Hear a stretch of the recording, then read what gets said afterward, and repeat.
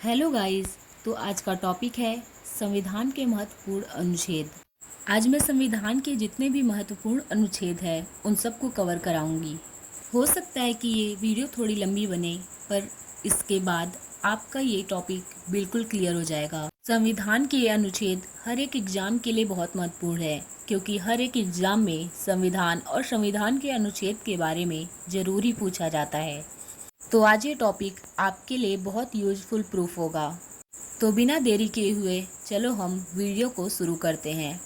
तो हम वीडियो की शुरुआत करते हैं संविधान के महत्वपूर्ण अनुच्छेद को समझते हुए। अक्सर हम ये गलती करते हैं कि अनुच्छेद को बीच बीच से पढ़ना प्रारंभ कर देते हैं, जिससे हमें ये अच्छे से समझ में नहीं आता।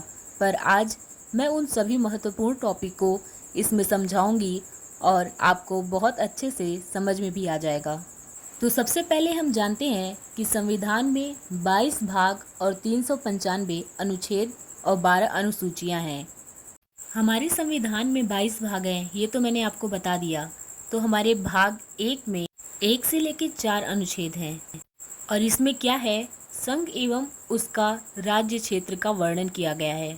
जैसे हम किसी भी पुस्तक को पढ़ते हैं तो पहले पेज में उसका इंट्रोडक्शन दिया जाता है, उसी तरह भाग 1 में हमें बताया गया है कि भारत राज्यों का संघ है। दूसरे अनुच्छेद में बताया गया है कि नए राज्यों का प्रवेश किया जा सकता है। मतलब जो नए राज्य हैं, यदि वो भारत में शामिल होना चाहते हैं तो अनुच्छेद 2 के तहत वे भारत में शामिल हो सकते हैं। जैसे कि सिक्किम को हमने भारत में शामिल किया था। और अनुच्छेद 3 में बताया गया है कि हम राज्यों के क्षेत्रों, सीमाओं और नामों में परिवर्तन कर सकते हैं। यानी कि यदि हम चाहें तो समय अनुसार तो हम सीमाओं और नामों में परिवर्तन कर सकते हैं और ऐसे परिवर्तन हुए भी हैं। अब आता है भाग 2। तो भाग 2 में 5 से लेकर 11 अनुच्छेद हैं, जिसमें नागरिकता के विषय में हमें बताया गया है और ये काफ़ी महत्वपूर्ण है। ये कई बार एग्जाम में पूछा गया है। इसे हम एक ट्रिक से भी याद रख सकते हैं, जैसे कि नाग पंचमी। नाग पंचमी का नाग यानी कि नागरिकता से संबंधित और पंचमी यानी कि 5वें अनुच्छेद से 11वें अनुच्छेद तक नागरिकता के विषय में बताया गया है। यानी कि हम नाग पंचमी के माध्यम से यदि चाहें तो याद रख सकते हैं। और भाग 3 में 12 से लेकर 35 अनुच्छेद है, जिसमें मौलिक अधिकार के बारे में बताया गया है। यानी कि हमारे फंडामेंटल राइट्स के बारे में बताया गया है। हमारे मौलिक अधिकार में कई अधिकार आते हैं, जैसे समानता का अधिकार, स्वतंत्रता का अधिकार, शोषण के विरुद्ध अधिकार, धार्मिक स्वतंत्रता का अधिकार, संस्कृति और शिक्षा संबंधी अधिकार और संवैधानिक उपचारों का अधिकार। तो ये बहुत महत्वपूर्ण है एग्जाम के पैटर्न से, लेकिन इसके बारे में हम बाद में डिटेल में जानेंगे। फिलहाल हमारे लिए इतना काफ़ी है। अब हमारा आता है भाग 4A, 4 नहीं 4A, जिसमें 51A अनुच्छेद शामिल है, जिसमें मौलिक कर्तव्य के बारे में बताया गया है। हमारे मौलिक अधिकार के बारे में तो बहुत सारी जानकारी है, पर हमारे कुछ कर्तव्य भी बनते हैं देश के प्रति। तो इसलिए हमें कुछ मौलिक कर्तव्य के बारे में बताया गया है जो हमारे देश के प्रति निर्वाह करने होते हैं। और जो हमारी ये मौलिक कर्तव्य लिए गए हैं, ये रूस से लिए गए हैं। और ये भी पूछा जाता है कि किसकी सिफारिश पर मौलिक कर्तव्य को जोड़ा गया।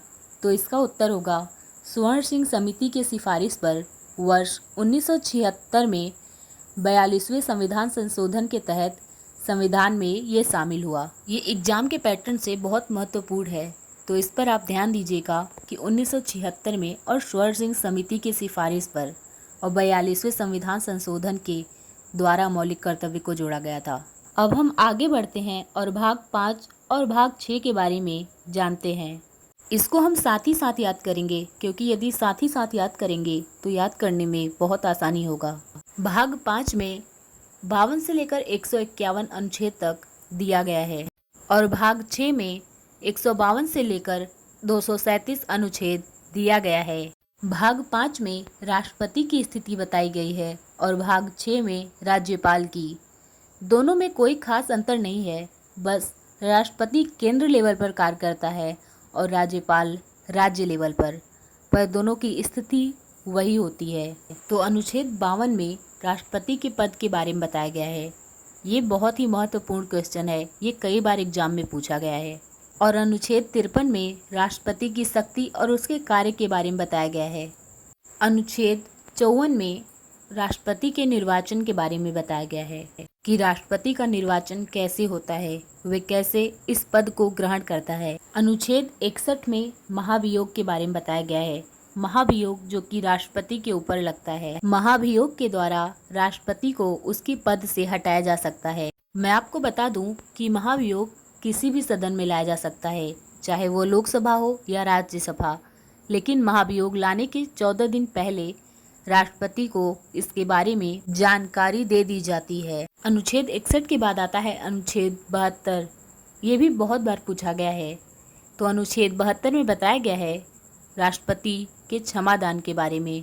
यदि राष्ट्रपति चाहे तो किसी को भी क्षमादान दे सकता है, यानी कि जिसके ऊपर कार्यवाही चल रही हो उसको भी क्षमादान दे सकता है। इसके बाद आता है अनुच्छेद 123, जिसमें अध्यादेश के बारे में बताया गया है।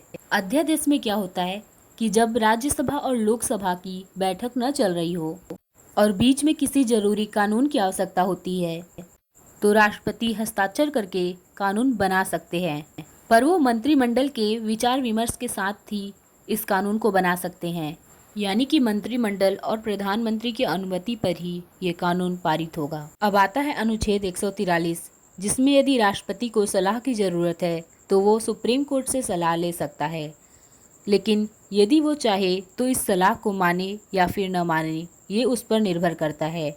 वह सलाह मानने के लिए बाध्य नहीं होता। मैंने भाग 5 में राष्ट्रपति से रिलेटेड जितने भी अनुच्छेद हैं उनके बारे में अभी आपको बताया है, क्योंकि ये टॉपिक बहुत महत्वपूर्ण है और ये एग्ज़ाम में बहुत बार पूछा जाता है, तो इसलिए मैंने ये कवर कर दिया है। तो अब हम देखते हैं उपराष्ट्रपति के बारे में। जैसे राष्ट्रपति के बारे में हमने देखा, वैसे ही देश में एक उपराष्ट्रपति होता है। अनुच्छेद 63 में उपराष्ट्रपति के पद के बारे में बताया गया है और अनुच्छेद 64 में बताया गया है कि एक राष्ट्रपति राज्यसभा के सभापति के रूप में कार्य करेगा। उपराष्ट्रपति बस नाम का उपराष्ट्रपति होता है। उसे उपराष्ट्रपति पद के लिए कोई वेतन नहीं मिलता, बल्कि उसे वेतन राज्यसभा के सभापति के रूप में मिलता है। तो इसलिए उपराष्ट्रपति केवल नाम का उपराष्ट्रपति होता है, उसे राष्ट्रपति या राज्यपाल की तरह वेतन नहीं मिलता है। तो अब आता है भाग 6, जिसमें 152 से 237 अनुच्छेद है, पर इसमें जो सबसे महत्वपूर्ण है वो है राज्यपाल के लिए जो अनुच्छेद बनाया गया है। तो अनुच्छेद 153 में राज्यपाल के पद के बारे में बताया गया है, जैसे राष्ट्रपति के पद के बारे में अनुच्छेद 52 में बताया गया है, और अनुच्छेद 154 में उसकी शक्ति और कार्य के बारे में बताया गया है, और अनुच्छेद 155 में राज्यपाल के निर्वाचन के बारे में बताया गया है। हमने राज्यपाल और राष्ट्रपति को साथ में कवर किया। अब हम प्रधानमंत्री और मुख्यमंत्री को साथ में कवर करेंगे, इससे हमें पढ़ने में इजी होगा। तो अनुच्छेद 74 में मंत्रिमंडल का गठन बताया गया है।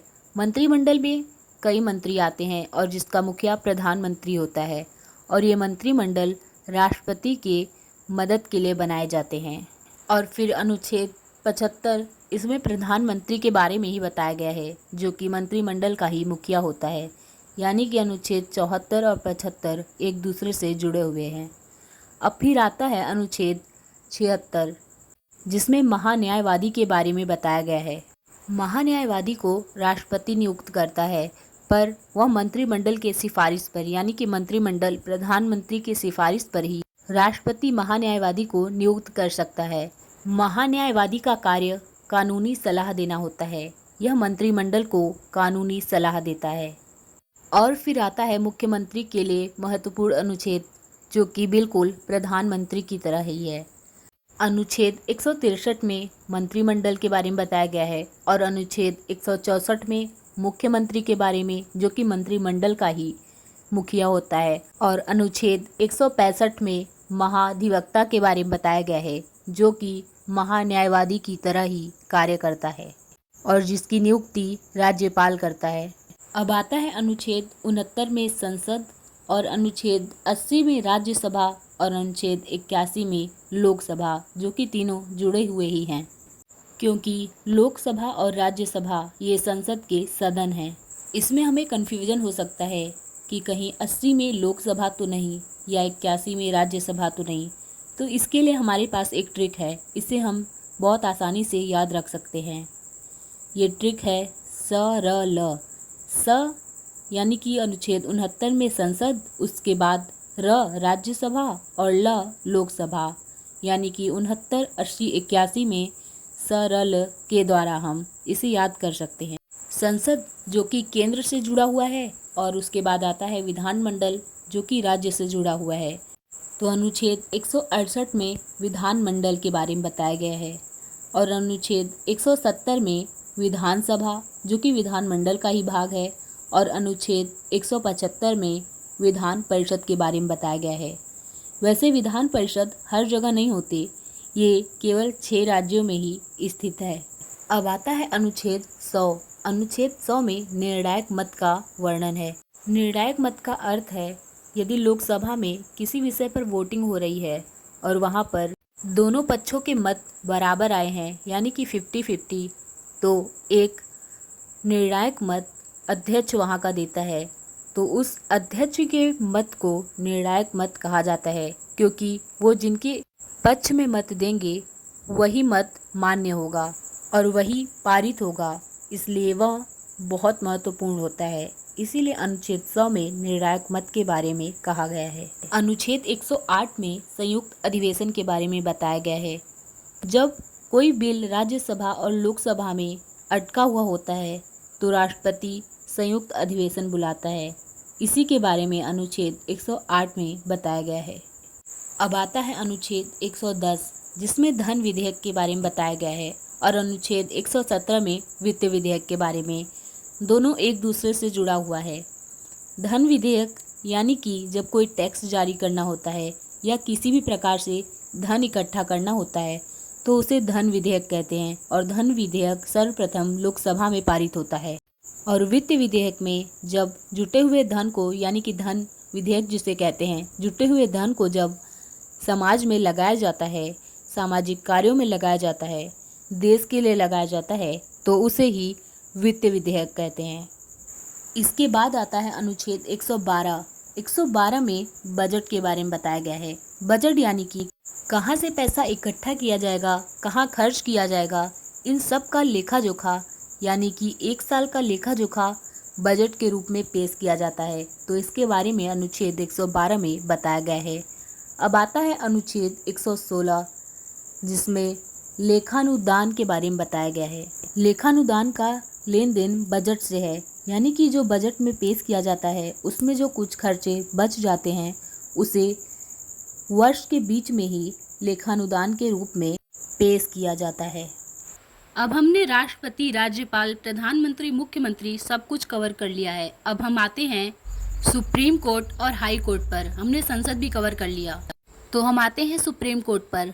अनुच्छेद 124 में सुप्रीम कोर्ट के गठन के बारे में बताया गया है, और अनुच्छेद 131 में सुप्रीम कोर्ट के अधिकार के बारे में बताया गया है, और अनुच्छेद 148 में बताया गया है कैग की नियुक्ति। कैग का फुल फॉर्म क्या होता है? तो इसका फुल फॉर्म है कंट्रोलर एंड ऑडिटर जनरल। तो कैग की नियुक्ति भी राष्ट्रपति ही करता है। कैग का काम होता है जो भी खर्चे हुए हैं उन सभी का लेखा जोखा करना, या फिर जो भी घोटाले हो रहे हैं उन सभी के बारे में कैग ही बताता है। तो जैसे केंद्र लेवल पर सुप्रीम कोर्ट होता है, उसी तरह राज्य लेवल पर हाई कोर्ट होता है। अनुच्छेद 214 में राज्यों के लिए हाई कोर्ट के बारे में बताया गया है कि राज्य में एक हाई कोर्ट होना चाहिए, और अनुच्छेद 216 में हाई कोर्ट के गठन के बारे में बताया गया है कि वो कैसे उसकी गठन, उसका सब कुछ ढांचा बनेगा। तो अगला हम देखते हैं केंद्र राज्य संबंध, यानी कि केंद्र राज्यों से संबंधित क्या कानून बना सकता है। तो पहला आता है अनुच्छेद 249 में कि राज्य सूची विषय पर कानून बनाने की शक्ति।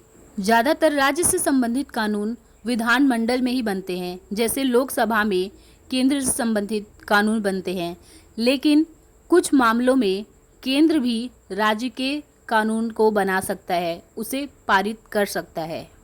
उसे यह शक्ति अनुच्छेद 249 में प्राप्त है। अब आता है अनुच्छेद 250। इसमें बताया गया है कि आपातकाल के दौरान राज्य सूची विषय पर कानून बनाने की शक्ति। यानी कि कोई आपातकालीन परिस्थिति आ जाती है तो भी केंद्र को राज्य के प्रति कानून बनाने की शक्ति प्राप्त है। अब आता है अनुच्छेद 262, जिसमें नदी जल विवाद के बारे में बताया गया है। यानी कि यदि दो राज्यों में किसी नदी को लेकर विवाद चल रहे हैं तो उसका निपटारा संसद में होता है, यानी कि केंद्र द्वारा किया जाता है। क्योंकि नदी एक प्राकृतिक संपदा है, उसे बांधा तो नहीं जा सकता, तो वो एक राज्य में नहीं कई राज्यों में जाती हैं, तो कभी कभी विवाद हो जाते हैं किसी मामले पर, तो उसकी सुनवाई संसद यानी केंद्र द्वारा किया जाता है। अब आता है अनुच्छेद 263, जिसमें अंतर्राज्यीय परिषद के बारे में बताया गया है। यानी कि जब दो राज्यों के बीच विवाद हो जाते हैं, उनके कुछ आपसी मामलों में झगड़े चलते हैं, तो उसके लिए केंद्र कानून बनाता है, यानी कि संसद कानून बनाता है। अब आता है अनुच्छेद 280, जिसमें वित्त आयोग के बारे में बताया गया है। वित्त आयोग यानी कि केंद्र और राज्यों के बीच करों का बंटवारा करना, ये सब वित्त आयोग करता है। अब आता है अनुच्छेद 312, जिसमें अखिल भारतीय सेवा के बारे में बताया गया है। अखिल भारतीय सेवा में आईएएस, आईपीएस और आईएफएस ये 3 पद आते हैं। अब आता है अनुच्छेद 315, जिसमें संघ एवं राज्य के लिए लोक सेवा आयोग के बारे में बताया गया है। यानी कि यूपीएससी के बारे में बताया गया है, जिसमें केंद्र लेवल पर आईएएस, आईपीएस, आईएफएस आते हैं और राज्य लेवल पर पीसीएस, तो ये सभी यूपीएससी के तहत ही आते हैं। तो अब हम आते हैं निर्वाचन आयोग में, क्योंकि निर्वाचन होना भी तो ज़रूरी है। यदि चुनाव नहीं होगा तो ये सब चुने कैसे जाएंगे। तो आइए हम जानते हैं निर्वाचन आयोग के बारे में। तो अनुच्छेद 324 में निर्वाचन आयोग के बारे में बताया गया है, क्योंकि निर्वाचन आयोग किसी भी लोकतांत्रिक देश के लिए बहुत ही आवश्यक है। अब आता है अनुच्छेद 343। अनुच्छेद 343 के द्वारा हिंदी हमारी राष्ट्रभाषा है और हमारी लिपि देवनागरी है, तो ये अनुच्छेद 343 के द्वारा आते हैं। अब आता है आपातकाल, जो कि एग्जाम के पैटर्न से बहुत ही महत्वपूर्ण है। ये हर बार एग्जाम में पूछे जाते हैं। अनुच्छेद 352 में राष्ट्रीय आपातकाल के बारे में बताया गया है। राष्ट्रीय आपातकाल तब लगता है जब दूसरे देशों से युद्ध चल रहा हो या फिर हमारे देश में ही आपसी विद्रोह चल रहा हो, तब राष्ट्रीय आपातकाल लगाया जाता है, जो कि राष्ट्रपति लगाते हैं। अब आता है अनुच्छेद 356, जिसमें राष्ट्रपति शासन के बारे में बताया गया है। जब देश में संसदीय व्यवस्था बिल्कुल नष्ट हो जाती है, तब राष्ट्रपति शासन किया जाता है, यानी कि तब राष्ट्रपति द्वारा शासन होता है। अब आता है अनुच्छेद 360, जिसमें वित्तीय आपातकाल के बारे में बताया गया है। जब देश की आर्थिक स्थिति एकदम खराब हो जाती है, तब देश में वित्तीय आपातकाल लगाया जाता है। जानकारी के लिए बता दूं कि अभी तक देश में एक भी वित्तीय आपातकाल नहीं लगा हुआ है। यह एग्जाम में पूछ भी सकता है। अब अगला आता है संविधान संशोधन। अनुच्छेद 368 में संविधान संशोधन के बारे में बताया गया है। यदि संविधान बने हैं तो उसमें संशोधन होना तो लाजमी है। संविधान संशोधन का अर्थ है संवैधानिक सुधार, जो कि समय समय पर किए जाते हैं। अब कुछ और अन्य महत्वपूर्ण अनुच्छेद हैं जिसके बारे में हम जान लेते हैं। अनुच्छेद 17 में अस्पृश्यता का अंत बताया गया है, यानी कि छुआछूत का अंत। अनुच्छेद 29 में अल्पसंख्यक हितों का संरक्षण बताया गया है, यानी कि वे अल्पसंख्यक जो कमज़ोर वर्ग में लिए जाते हैं, उन सब के हितों के संरक्षण के बारे में बताया गया है, जिसे इंग्लिश में प्रोटेक्शन ऑफ माइनॉरिटी कहा जाता है। अब आता है अनुच्छेद 40, जिसमें पंचायती राज प्रणाली के बारे में बताया गया है। पंचायत जो कि ग्रामों में चलते हैं, गाँव में ये पंचायत राज्य प्रणाली होती है, तो इसके बारे में अनुच्छेद 40 में बताया गया है। अब आता है अनुच्छेद 32, जो कि बहुत महत्वपूर्ण है, संवैधानिक उपचारों का अधिकार। इसके द्वारा जब किसी व्यक्ति के मौलिक अधिकारों का हनन होता है तो वो सीधे सुप्रीम कोर्ट में मदद की गुहार लगा सकता है, यानी कि केस दर्ज करा सकता है। इसे heart and soul of Indian constitution भी कहा जाता है। तो मैंने आज सभी संवैधानिक अनुच्छेदों को कवर कर दिया है, जो कि एग्ज़ाम के पैटर्न से बहुत ही इम्पॉर्टेंट हैं। यदि आप इसे अच्छे से देखते हैं तो आपको बाद में पढ़ने की कोई आवश्यकता नहीं पड़ेगी। क्योंकि एक ही वीडियो में मैंने वो सारे टॉपिक कवर कर दिए हैं जो आपके एग्ज़ाम के पैटर्न से इम्पॉर्टेंट है। तो यदि वीडियो अच्छा लगा तो लाइक ज़रूर कीजिएगा, क्योंकि ये वीडियो बहुत ही इम्पॉर्टेंट है। और यदि आप और भी नॉलेजफुल वीडियो देखना चाहते हैं और आप स्टूडेंट हैं तो मेरे चैनल को ज़रूर सब्सक्राइब कीजिएगा।